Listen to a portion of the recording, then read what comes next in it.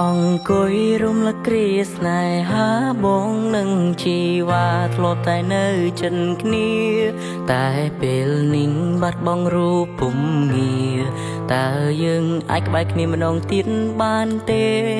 បងនៅតែមិនអាចបំភ្លេចរូបអូនតើរូបមានស្ងួនអូននៅនឹងបងទេក៏ដឹងហើយពេលនេះរូបស្រស់មៀងមេអូនមានគេដើម្បីបំភ្លេចរូបបងពេលដែលយើងចាប់ផ្ដើមស្នេហាបងនឹងរៀមរាដូចជាមាននិស្ស័យតែពេលនោះចិត្តពួកយើងនៅក្មេងខ្ចីចិត្តអើយចង់រៃប្រឡ័យស្នេហ៍យើងទាំងពីរដល់ពេលមួយពួកយើងឈានដល់ផ្លូវបែកមិនបាច់ប្រកាច់ព្រោះនេះជារឿងព្រំលិងខិនពេលវេលាជានាងបង្ខំបងខិនឲ្យយើងឃ្លាតពីគ្នា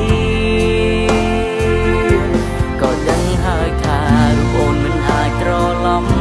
ក៏ព្រោះពេលនេះស្នេហាទៅឈានដល់ផ្លូវបាញ់ចំតើអូនអាចវល់រកបងម្ដងទៀតបានទេ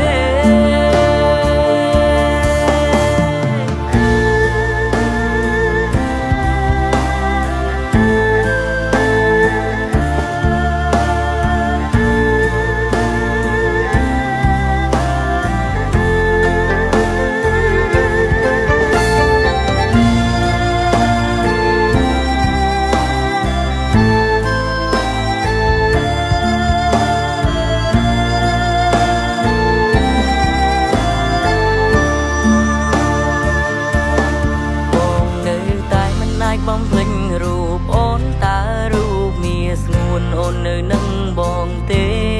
ក៏ដឹងហើយពេលនេះរូបស្រស់មៀងមេអូនមានគេដើម្បីបំភ្លេចរូបបងពេលដែលយើងចាប់ផ្ដើមស្នេហាបងនឹងរៀមរាដូចជាមាននិស្ស័យតែពេលនោះចិត្តពួកយើងនៅក្មេងខ្ចីចិត្តអើយចង់រៃប្រឡ័យស្នេហ៍យើងទាំងពីរដល់ពេលមួយពួកយើងឈានដល់ផ្លូវបែកមិនបាច់ប្រកាច់ព្រោះនេះជារឿងព្រំលិងខិនពេលវេលាជានាងបង្ខំបងខិនឲ្យយើងឃ្លាតពីគ្នាក៏ដឹងហើយថារូបអូនមិនអាចត្រឡប់ក៏ព្រោះពេលនេះស្នេហាទៅឈានដល់ផ្លូវបាញ់ចំតើអូនអាចវល់រកបងម្ដងទៀតបានទេអូននាងស្មោះបងគឺជានាងក្បត់អូនទ្រាំអត់ធ្មត់ក៏ព្រោះតែអូនស្នេហ៍បងដល់ពេលនេះទើបបងដឹងរឿងខុសឆ្គងដែលបងធ្លាប់រំលងអូនពីមុនបងសុំទុំ